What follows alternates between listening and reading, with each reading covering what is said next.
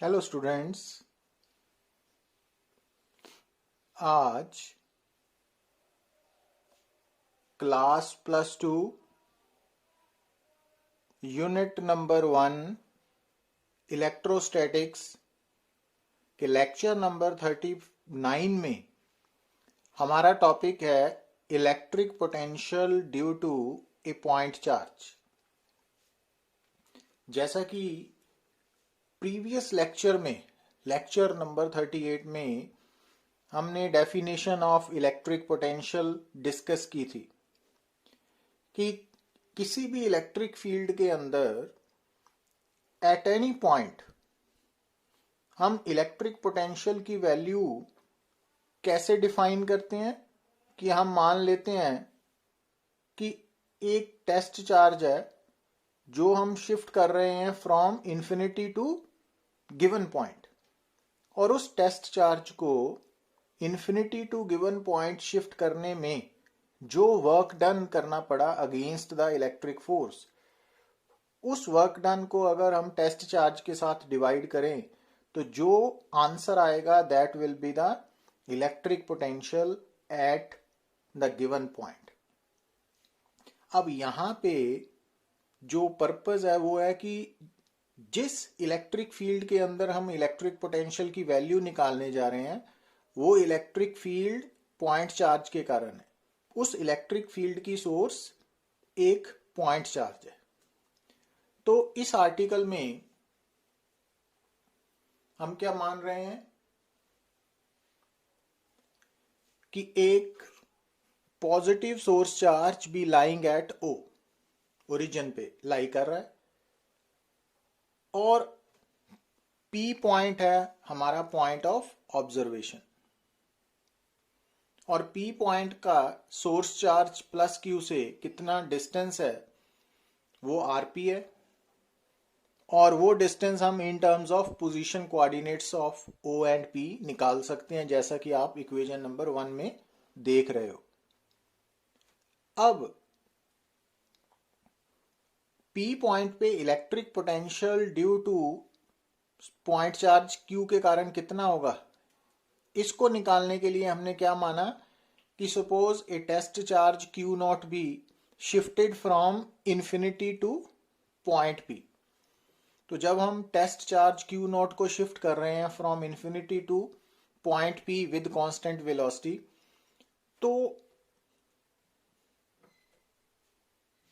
मान लो कि over the path रास्ते में एक पॉइंट पड़ता है, वो है बी पॉइंट, और इस बी पॉइंट का सोर्स चार्ज से पॉइंट चार्ज से कितना डिस्टेंस है, स्मॉल आर, और पोजीशन वेक्टर है आर वेक्टर। अब अगर हम मान लें कि बी पॉइंट पे जो इलेक्ट्रिक फील्ड इंटेंसिटी है वो है ई वेक्टर। अब ये electric field intensity at point B जो है उसका ओरिजिन कारण क्या है, source charge plus Q lying at O. अब पॉइंट चार्ज के कारण किसी भी पॉइंट पे इंटेंसिटी की वैल्यू कैसे निकालते हैं हम, तो उसका मैग्नीट्यूड हम E is equal to 1/4 pi epsilon naught q by R square होगा, इक्वेशन नंबर 2। और उसकी डायरेक्शन, क्योंकि यहाँ पे जो सोर्स चार्ज है वो पॉजिटिव नेचर का है, तो बी पॉइंट पे इंटेंसिटी की direction away from the positive source charge है, तो जैसा कि आप डायग्राम में देख रहे हो। अब एट पॉइंट बी जो आपका टेस्ट चार्ज है वो कितनी इलेक्ट्रिक फोर्स एक्सपीरियंस करेगा, तो उसका मैग्नीट्यूड क्यू नॉट ई होगा, और उसकी डायरेक्शन, क्योंकि जो टेस्ट चार्ज है वो हमने पॉजिटिव एज्यूम किया है, तो positive test charge electric field के कारण जो इलेक्ट्रिक फोर्स एक्सपीरियंस करता है उस फोर्स की डायरेक्शन इलेक्ट्रिक फील्ड इंटेंसिटी के अलॉन्ग होगी, और अगर वो टेस्ट चार्ज नेगेटिव होता तो ऑपोजिट होनी थी। बट अब यहाँ इस आर्टिकल में जो टेस्ट चार्ज है वो पॉजिटिव नेचर का है, तो एफ ई की डायरेक्शन अलोंग ई वेक्टर है, जैसा कि आप सामने देख रहे हो, और उसका मैग्नीट्यूड इलेक्ट्रिक फोर्स का वो इक्वेशन नंबर 3 से निकाला हमने, है ना, क्यू नॉट ई करके। अब मान लीजिए कि इस टेस्ट चार्ज को हमने शिफ्ट करना है from point B to B dash, और बी और बी डैश दो पॉइंट्स के बीच में जो डिस्प्लेसमेंट है टेस्ट चार्ज की वो डीएल वेक्टर है, वेरी स्मॉल। तो अब work done by electric force कितना होगा, F E dot D L, क्योंकि ये वर्क डन हम निकाल रहे हैं between points B and B dash, तो ये स्मॉल वर्क डन है, infinitesimally small work done, D W E. अब यहां पे देख रहे हो कि जो एफ ई वेक्टर है और डीएल वेक्टर है दोनों के बीच में एंगल थीटा है, तो एफ ई डी एल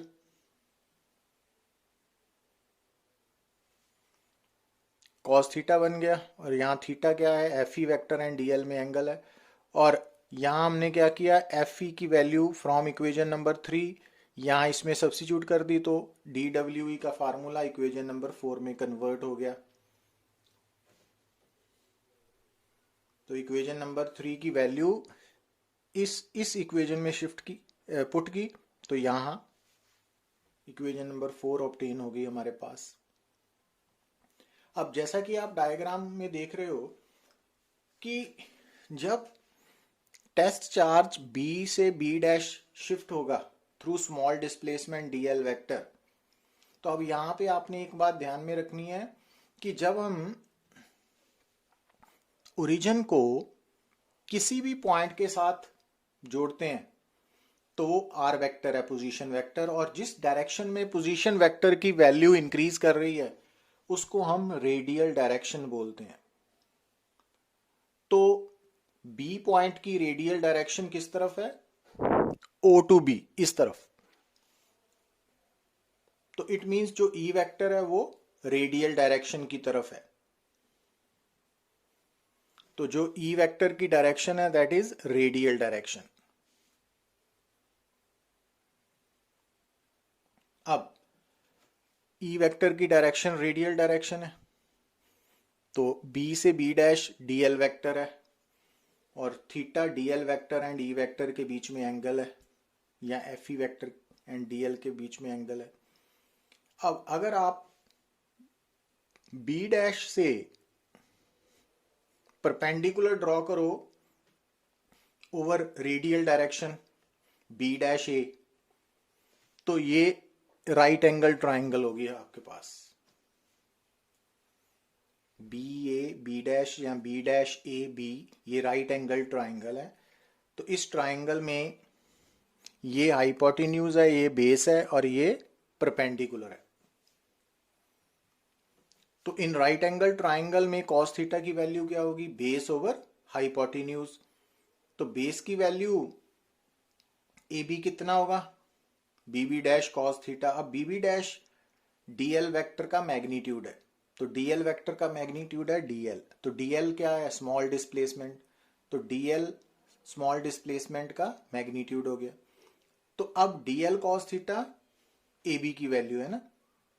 अब ध्यान से देखिए कि जो ए बी है ना वो हम मान सकते हैं कि वो डिस्प्लेसमेंट का कंपोनेंट है, रेक्टेंगुलर कंपोनेंट है, बट जो ए बी है वो डिस्प्लेसमेंट का कंपोनेंट है, बट कौन सा कंपोनेंट है, अलोंग रेडियल डायरेक्शन।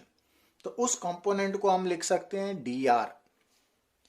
तो अगर A B is equal to D R है, और डी आर का क्या मीनिंग है, radial component of small displacement, तो इट मींस डी आर किसके बराबर हो गया, डी एल कॉस थीटा के। तो इट मींस हम डी एल कॉस थीटा को डी आर लिखेंगे। तो जैसा कि हमने इक्वेशन नंबर 4 में देखा था कि डीएल कॉस थीटा एग्जिस्ट कर रहा है ना, तो उस डीएल कॉस थीटा को हम डी आर से रिप्लेस करेंगे और साथ में लिख देंगे कि डी आर क्या है, रेडियल कंपोनेंट ऑफ डिस्प्लेसमेंट। अब हमने निकालना है work done against the electric force. तो कैसे निकालोगे आप, जो work done by the electric force है तो उसको नेगेटिव साइन से मल्टीप्लाई कर दिया। अब टोटल वर्क डन कैसे निकालना है, इंटीग्रेट कर दिया। अब इंटीग्रेशन में टोटल वर्क डन हमने निकालना है from infinity to point P तक। तो इंफिनिटी इनिशियल पोजीशन है, पी फाइनल पोजीशन है। अब जो लिमिट्स लेनी है, क्योंकि स्टार्टिंग पॉइंट इन्फिनिटी है तो उसके लिए आर इनफाइनाइट होगा, और जो फाइनल पॉइंट पी है उसका distance from the source charge कितना है, आर पी। तो ये अब जब आप डी आर को D R by R square को इंटीग्रेट करते हो तो उसको सॉल्व करने के बाद -1 बाय आर आएगा ना। तो यहाँ पे हमने क्या किया, इंटीग्रेशन की वैल्यू माइन और लिमिट्स सब्स्टिट्यूट की, तो ये आंसर वर्क डन आ गया। तो ये वर्क डन क्या है कि सोर्स चार्ज के इलेक्ट्रिक फील्ड में टेस्ट चार्ज को infinity to given point shift करने में कितना वर्क डन होगा, और ये वर्क डन पर यूनिट चार्ज क्या है, पोटेंशियल। तो पोटेंशियल की डेफिनेशन में सब्स्टिट्यूट किया और आंसर आ गया। तो इट मींस जब भी आपने potential due to point charge calculate करना है तो कौन सा फार्मूला अप्लाई करना है, Q by 4 pi epsilon naught R P, और आरपी की वैल्यू कितनी लेनी है, सोर्स चार्ज, और जिस पॉइंट में आपने पोटेंशियल कैलकुलेट करना है उस point of observation and source charge के बीच में डिस्टेंस है आरपी। तो अगर हम इन जनरल बात करें तो अगर मान लो point of observation source charge से आर डिस्टेंस पे है तो यही फार्मूला पोटेंशियल का 1/4 pi epsilon naught Q by R हो जाएगा। अब यहां पे हम बात करेंगे electric potential due to charge circular ring of radius capital R. तो ये आर्टिकल्स डायरेक्टली हमारे सिलेबस में नहीं है, बट इनके रिजल्ट्स कंपटीशन में आपको हेल्प करेंगे, पर्टिकुलरली जेई में। तो अब electric potential due to charge circular ring के केस में अगर यहां पे आपको क्या नजर आ रहा है, एक चार्ज सर्कुलर रिंग जिसका सेंटर O है, रेडियस कैपिटल आर है और चार्ज Q है, और ये जो लाइन है वो axial line of circular ring है, P पॉइंट ऑफ ऑब्जर्वेशन है, और point of observation P axis of circular ring पे लाई कर रहा है और सेंटर से कितनी दूर है, x। तो एट पॉइंट P, जो P पॉइंट है एक्सियल पॉइंट पे है ना, तो इस कारण VA कितना होगा, 1/4 pi epsilon naught Q by this one. और सेंटर के लिए जब P पॉइंट सेंटर पे आएगा तो x0 आ गया। तो अगर आप इस इक्वेशन में x0 सब्स्टिट्यूट करोगे तो ये सेंटर वाला रिजल्ट आ गया। तो ये रिजल्ट्स आपने एज सच डायरेक्ट ही याद रखने हैं, और वो भी कंपटीशन पॉइंट ऑफ व्यू से, रेगुलर सिलेबस में इनकी जरूरत नहीं है। अब जैसे ये हमारे पास यूनिफॉर्मली चार्ज स्फेरिकल शेल है। अब इस शेल के ऊपर टोटल चार्ज है Q, और इस शेल का रेडियस है कैपिटल R, और P1, P2 एंड P3 तीन पॉइंट्स है। P1 एक्सटीरियर पॉइंट है, तो P1 पॉइंट का distance from the centre of shell कितना है, स्मॉल r, और वो ग्रेटर देन कैपिटल R है, और वहां पे पोटेंशियल की value due to point charge की तरह है, 1/4 pi epsilon naught Q by R. तो जब हमने पोटेंशियल निकालना है शेल के सरफेस पे P2 पे, तो फार्मूला यूज करना है 1/4 pi epsilon not total charge by radius. और जब हमने इंटीरियर पॉइंट की बात करनी है तो ये हम फर्दर लेक्चर में डिस्कस करेंगे। अभी आपने ये याद ही रखना है कि जो spherical charge, uniformly charge spherical shell है, तो उसके अंदर इंटीरियर पॉइंट पे कहीं पे भी जो पोटेंशियल की वैल्यू है वो कितनी होगी, जितनी सरफेस की वैल्यू है, तो इंक्लूडिंग सेंटर। तो अगर आपको कोई पूछे कि calculate the electric potential at the centre of uniformly charge spherical shell, तो वो आंसर जितनी उसकी सरफेस की पोटेंशियल की वैल्यू है उतनी ही सेंटर पे होगी या किसी भी इंटीरियर पॉइंट के लिए होगी। अब ऐसे क्यों होगी वो हम नेक्स्ट लेक्चर में इसको डिस्कस करेंगे। और अगर आपने निकालना है electric potential due to a uniformly charge sphere, तो यूनिफॉर्मली चार्ज स्फीयर में क्या है कि जो स्फीयर है उसके अंदर थ्रू आउट चार्ज डिस्ट्रीब्यूटेड है। तो अगेन यहाँ पे तीन केसेस बनेंगे। एक P1 पॉइंट है जो एक्सटीरियर पॉइंट है, वहां पे पोटेंशियल की value 1/4 pi epsilon naught Q by R रहेगी, सेम शेल वाली। सरफेस पे P2 पे शेल वाला केस ही होएगा 1/4πε0 Q/r। पर इंटीरियर में जो पोटेंशियल का रिजल्ट आएगा वो ये है। अब ये डेरिवेशन सिलेबस में नहीं है, but competition point of view से आपको ये रिजल्ट याद रखना पड़ेगा, और पर्टिकुलरली जेई के लिए ना। तो अभी आप रिजल्ट को याद रखें। अब अगर हम बात करें न्यूमेरिकल की, तो न्यूमेरिकल नंबर 1 में आप क्या देख रहे हो कि आपको क्या स्टेटमेंट के में गिरना है कि electric field at a point due to point charge is 30 newton per coulomb and electric potential at that point is 15 joule per coulomb. Calculate the distance of the point from the charge and the magnitude of charge. Means आपको जो electric field intensity and potential की value given है ना, वो point charge के कारण है। तो ये पॉइंट चार्ज है और कुछ डिस्टेंस पे पोटेंशियल एंड इंटेंसिटी गिवन है। अब आपको मालूम होना चाहिए कि जो intensity due to point charge है वो इक्वेशन नंबर 1 से हमने डिराइव भी किया था रिजल्ट, और पोटेंशियल की वैल्यू अभी इसी आर्टिकल में डिराइव किया है, इसी टॉपिक में लेक्चर में। तो इक्वेशन नंबर 2, अगर आप ई और वी को रेशो लेते हैं, मींस डिवाइडिंग इक्वेशन 1/2, तो आपके पास ये फार्मूला आएगा और आर की वैल्यू वी बाई ई। अब वी भी गिवन है, ई भी गिवन है, तो it means R half metre हो गया। अब अगर आप इस आर की वैल्यू को इक्वेशन नंबर 2 में सब्स्टिट्यूट करते हो या 1 में, तो आप क्यू की वैल्यू निकाल सकते हो, और वो कितनी आई 0.83 into 10⁻⁻⁹ coulomb. Numerical number 2, to what potential we must charge a spherical shell of radius 14 cm so that the surface charge density is equal to 2 microcoulomb per square meter। अब आपको spherical shell के case में potential का formula होता है V is equal to 1/4πε0 Q/r, और यहाँ पे क्योंकि हमने ऑन द शेल कैलकुलेट करना है पोटेंशियल, तो R क्या हो गया रेडियस। और सरफेस चार्ज डेंसिटी क्या होती है total charge over total surface area. अब जो टोटल सरफेस एरिया है स्फीयर का वो 4πr² है। तो अब आर की रेडियस की वैल्यू सिग्मा की वैल्यू गिवन है।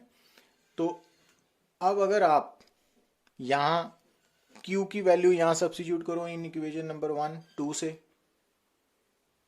तो ये पोटेंशियल की टर्म आ गई इन दिस वन, तो ये पोटेंशियल बन गया इन terms of surface charge density. अब आपको सरफेस चार्ज डेंसिटी भी गिवन है, रेडियस भी गिवन है, एप्सिलॉन नॉट नोन है, तो ये पोटेंशियल की वैल्यू आ गई।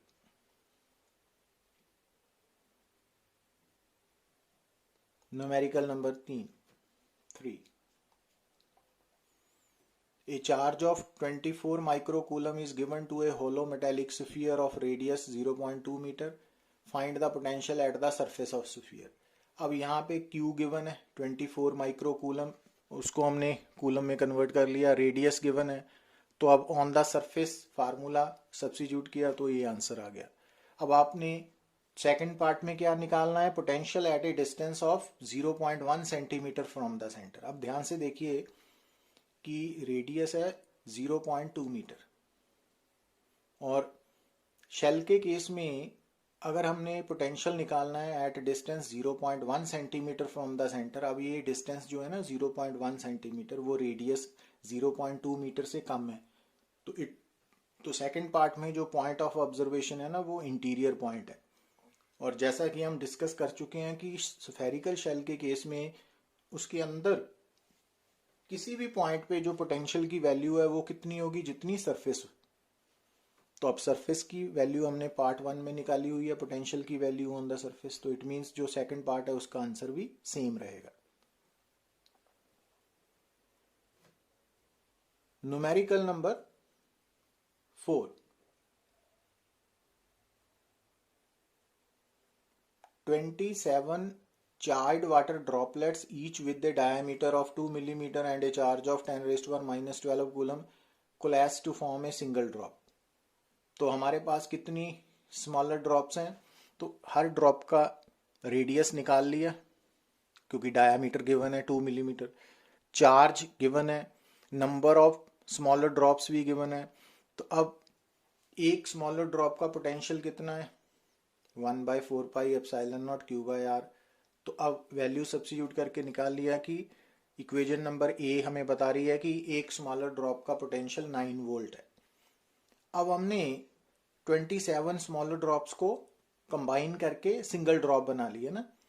तो जो सिंगल ड्रॉप होगी, बिगर ड्रॉप, उसका volume 27 times the volume of smaller drop हो जाएगा। तो यहां से हमने बिगर ड्रॉप का रेडियस निकाल लिया इन terms of radius of smaller drop. और जो बिगर ड्रॉप है, क्योंकि वो 27 स्मॉलर ड्रॉप्स के कॉम्बिनेशन से बनी है, तो बिगर ड्रॉप का टोटल चार्ज कितना होगा, 27 टाइम्स। तो वो हो गया इक्वेशन नंबर 3।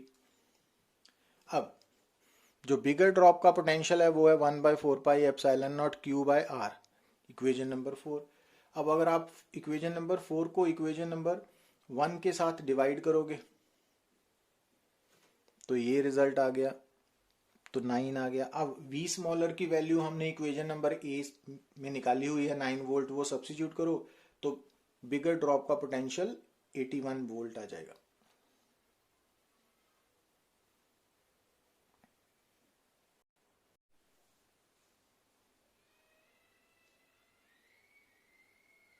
अब न्यूमेरिकल नंबर 5 में देखिए,